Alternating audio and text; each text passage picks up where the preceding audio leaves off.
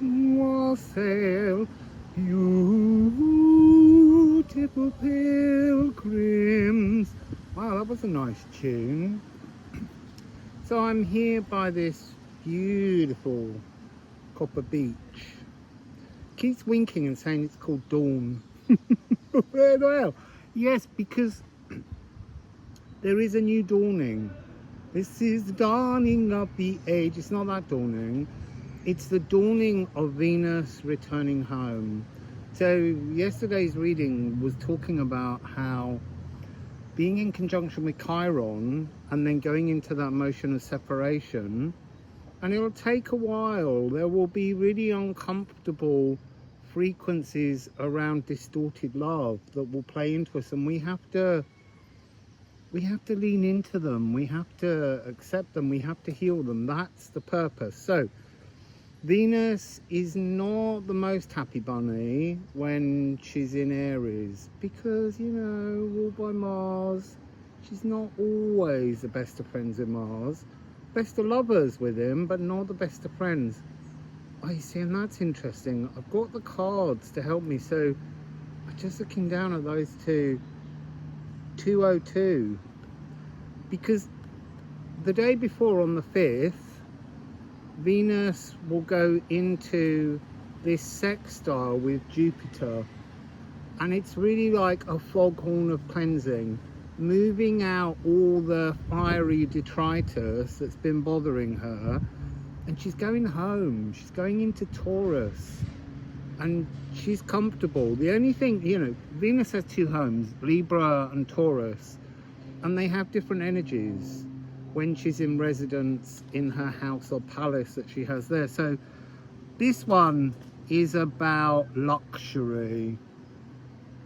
It's you know, fine jewelry and all that kind of stuff. I was thinking when I got this shirt out, it was really crumpled, and I'm like, do you know what, that's perfect because it's pinkish for Venus, but also she's a bit crumpled at the moment. She's been in Aries. She's like, gotta calm myself down. So there is an energy of arriving, of slowing, of feeling, yeah, at home in the heart. So Venus is to honor your heart's desires. It's a perfect cadence. 5-1. Interesting. So I'm seeing F sharp of Venus, and then I'm seeing a B, consciousness. So I'm being shown an energy. It's a very grand energy. It's an energy of of acknowledging arrival, but it's almost like she's going in and she's opening all the doors and the windows, because somewhere in there still is Gaia, Uranus, who's about to head into Gemini in July, but it's opening the doors to intergalactic consciousness. So acknowledging that things in our heart's desires are part of our galactic soul's desires. So this is about strengthening the heart. It's also antimicrobial healing. Now that's interesting, I'd forgotten that. On the walk down here, I was tuning into the energy of on-off switches. If you have some part of your body that's giving you discomfort or is irritating you, you have to focus your energy into that area and turn the switch from off to on. Turn the switch from distortion to love. Turn the switch from pain to love. It's almost like, in binary terms, every feeling's opposition is love. So you need to turn on the love. And Venus in Taurus will help us to amass density. So Taurus is in the magnum opus, it's the second stage. So after the fiery stage, this is congelation. And that means to cool down, because obviously gelation, gelato, is ice cream in Italian. Would say I want an ice cream, but I'm not a great ice cream fan. I have just made a matzo though. Not a tiramisu with coffee, but a matzo. I managed to find a matcha liqueur. So we're going into fixed earth. This is a chance to fix love into us, into the world around us, to crystallize the growth that we've made over the course of a year. Now, if you go back a year and a little bit, that was when Jupiter was in Taurus, expanding things. It's almost like going into, Venus goes into her palace and Jupiter's been in with the builders and put in loads of extensions. Everything looks a lot bigger and it's very practical. So we have, I am compassionate on the back of Venus, or I am uncaring. Where are you on that scale? You have to know that you can be both. Otherwise you're lying. You're lying to yourselves. And then I am light. I am weighted. How heavy do you feel? I don't mean physically. I mean emotionally, mentally. When you're in the world. You see, I realized last night, when I'm in the world, I do feel a lot heavier, because I feel empathically everybody else's stresses, and it's not helpful. Also vast and tiny, growth. This is about expansion. So I'm going to take the musical Alchemy of Astrology deck, going to put those three back inside, and then just see what Venus would like to say as she puts that key in her front palace door and enters Taurus on the 6th. It's a bit windy. I want to cough. Pulverize, atomizing pains, the gong bar. So she's going in for a sound healing session. She's going to bang them gongs. So this is to soften hurts, ease traumas, crush to powder, micro-analyze aches, and deconstruct or reconstruct. I am shattered. Well, she is. We all are.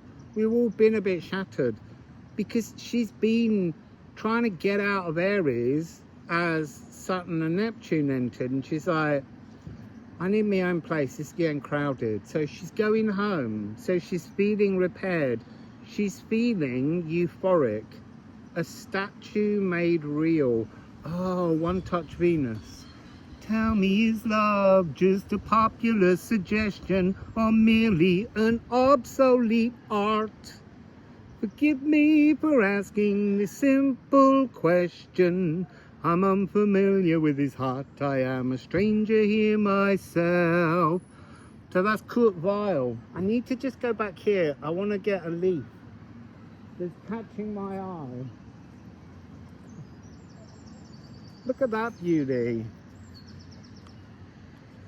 So for some reason this wondrous colour is helpful in meditation.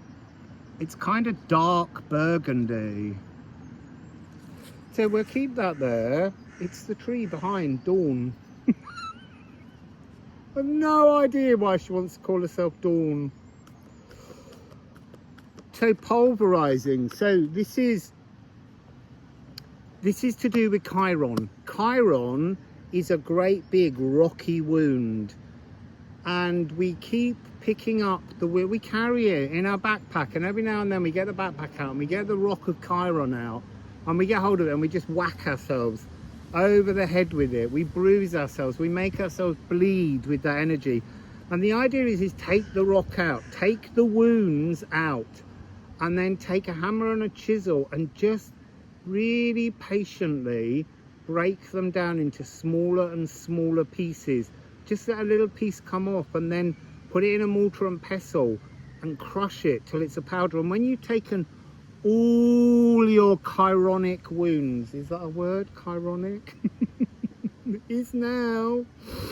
So take all your chironic wounds and turn them to powder, atomize them, turn them to dust, and then take a handful of your wounds as powder, throw them in the air and walk through them, and they don't hurt anymore because they're just a cloud of powder. Sweet corn chowder. So let's keep going. Let's see what else. I think I might put that card back in. A little bit of grass in the cards there.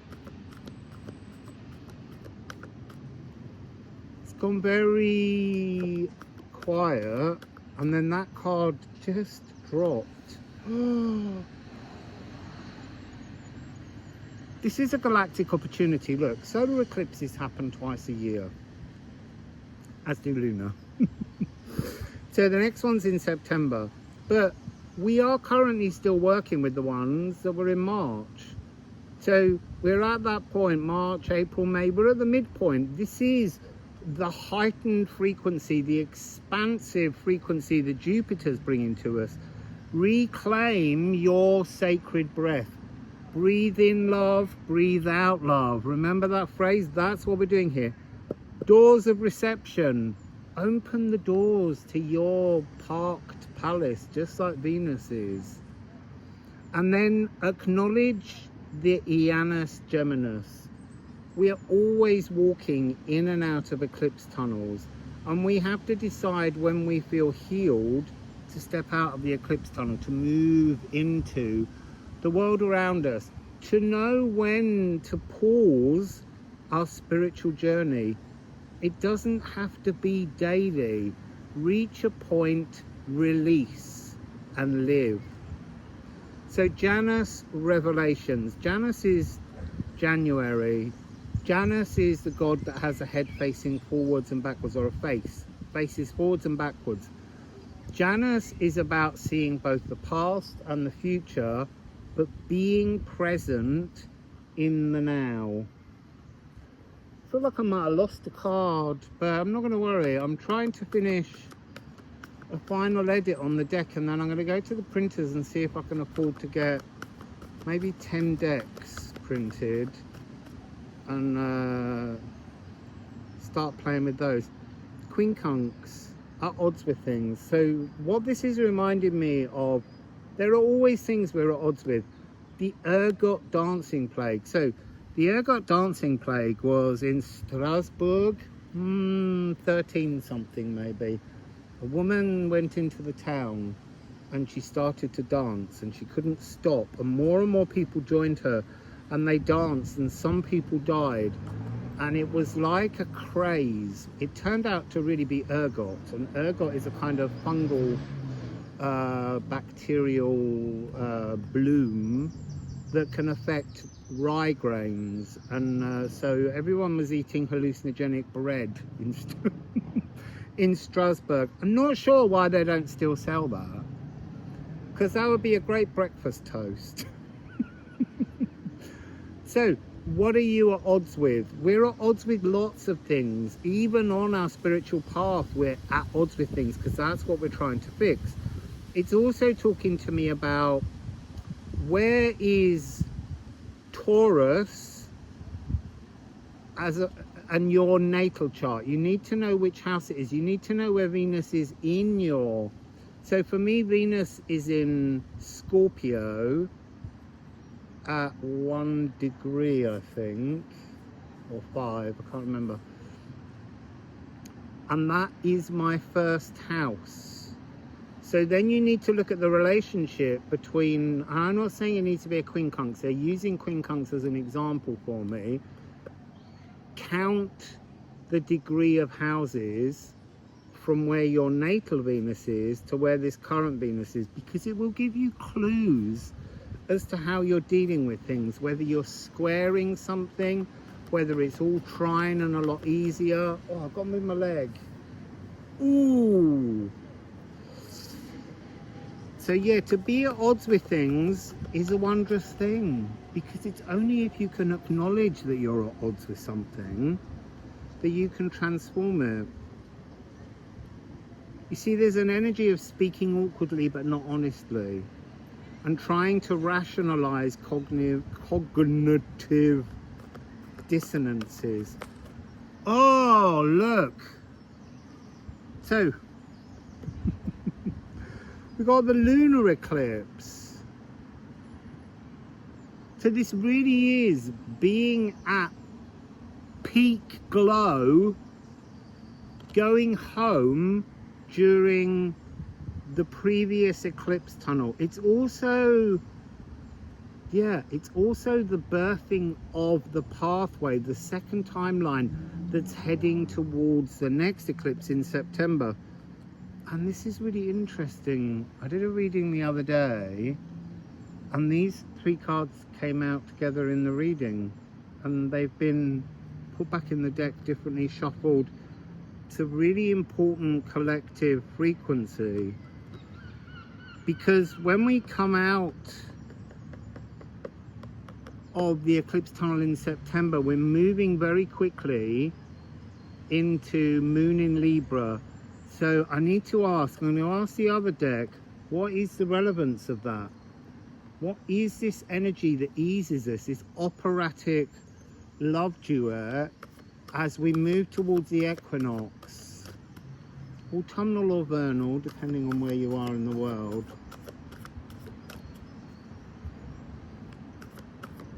What do you call, if you say fall instead of autumn, what do you call the autumnal equinox? You don't call it the fallen equinox, do you? Oh, interesting. 36, 37. So that's a 9 and a 10. And this is a 12 and a 13. So this Helm of Ore, this wheel shield, this Ædan, this frequency, it's interesting. This has something about falling over in here. I'm sure. Yes, lose your footing, and we all do. Ædan is here to soothe you. So this is about ancestral magic. But this is coming not across as ancestors in your DNA. This is coming across as cosmic ancestry. Tribal planets, star systems, where you've lived before. It's so I'm being shown a navigation behind the veil. It's gonna be like the autumnal equinox. It's interesting. It's going to be the thinnest part of the veil in terms of connection to your galactic family. Just as the December solstice is usually the thinnest part of the veil, that whole season from the 31st of October to the 21st, 25th of December is that thinning of the veil for ancestral codings. But this is galactic. This is saying this is a truly rarefied alignment, which will be 21st of September. I have to check the dates of the eclipse in September, because I'm getting more and more messages where it seems to be highly relevant. I'm going to take some of Daniela's beautiful ceramic runes. Look, we're getting very close to me having enough money to rent a house and then publish my deck. So keep being generous. It's very beautiful. Thank you. And yeah, I will try and catch up with the messaging. I've been somewhere else.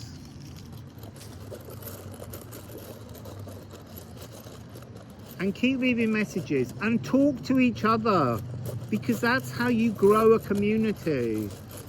It's not just about chit-chatting with me. So here we have 31, Treadle. So Treadle is the golden path. So in many ways, Venus being in Taurus, she walks one of her two golden paths. That's interesting. I feel like I need to investigate. Is she in her golden path throughout her time in Taurus to Libra? And does she then leave the golden path to feel vulnerable and secure when she steps into Scorpio and round to Aries? That's an interesting concept. So here we have Mona, the male moon. Recognize. Look, the male moon talks about a recognition in the switching of genders, playing with things in a hangman, turn it on its head kind of way. The sun, Sol, becomes female, and the moon is male, because in Norse mythology and Anglo-Saxon mythology, that's where we get the man in the moon. It was a brother and sister whose father said, my children are more beautiful than the sun and the moon. In fact, another part of the story of them relates to another pair of siblings who were totally Midgard earthlings, who were followers of the sun and the moon, and they became the nursery rhyme Jack and Jill. Jack and Jill went up a hill to fetch a pail of water, to fetch new emotional understandings, and that's what Venus is doing. It's like she's been on holiday, she's come home, you know, all the water's turned off. Where are all her servants? She's like, and if someone hasn't made my bed for me, I'm going to be furious. So yeah, Jack and Jill. Jack fell down and broke his crown. You know, felt the pain. And Jill came tumbling after. I can't remember it. I'll look it up. They're actually two characters in the new tarot deck that I'm working on. Woohoo! So we have Earthgrap.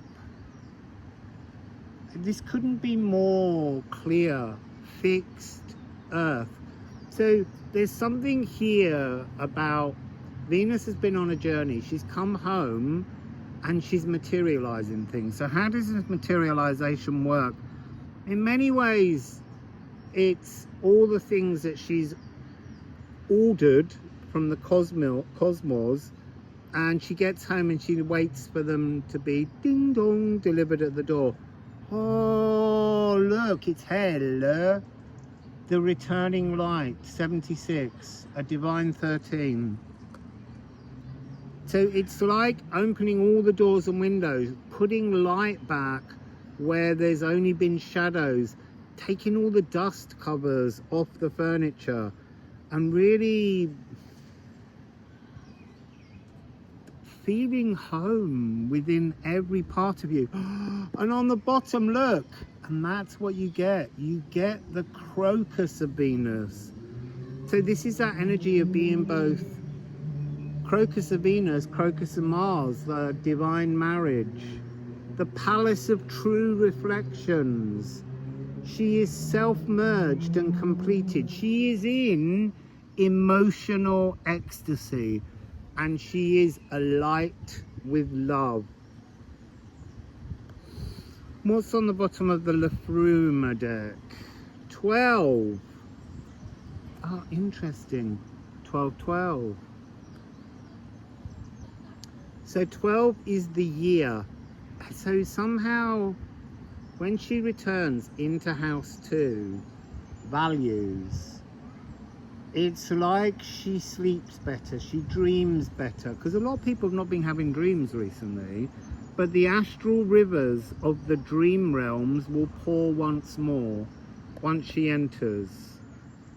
From Asgard to Midgard, all along the sleepy slopes of the Bifrost Bridge, autumn again emerges. So it's the Bifrost or the Bilost.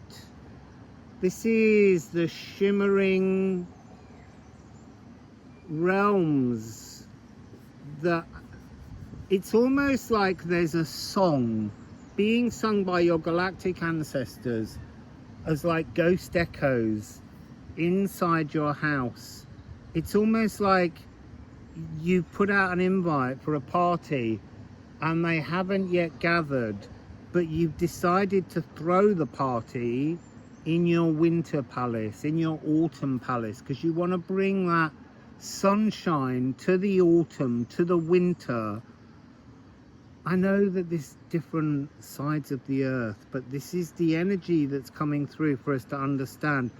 It's about moving the frequency to her other home. There's something about her dancing towards the other palace, and yeah, you know, she's got to go through Mercury's house, and that's a bit awkward because, you know, she had a kid with Mercury and he's still such a naughty bugger.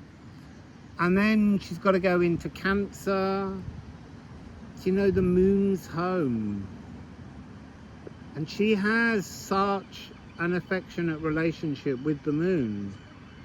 And then she's got to go into Leo and deal with all that kind of egoic shit.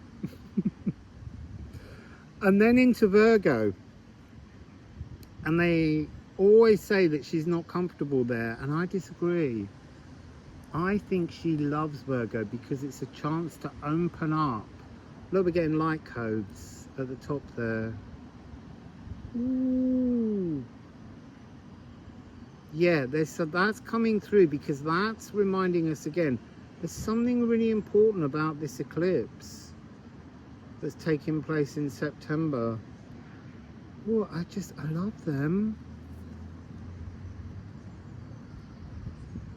Just let them do their Morse code. Yeah, these eclipses in September, they must be very, very enlightened. So I'm going to finish, I'm going to go and edit this, and then I'll be back in the next couple of days to keep plotting this astrological pathway that's unfolding.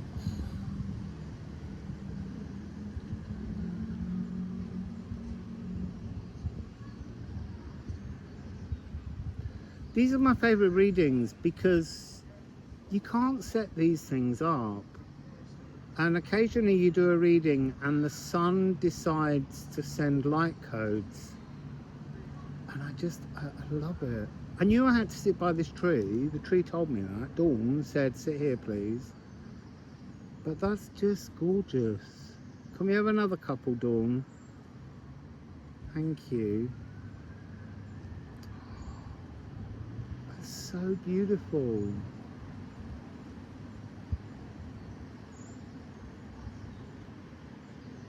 Whoa!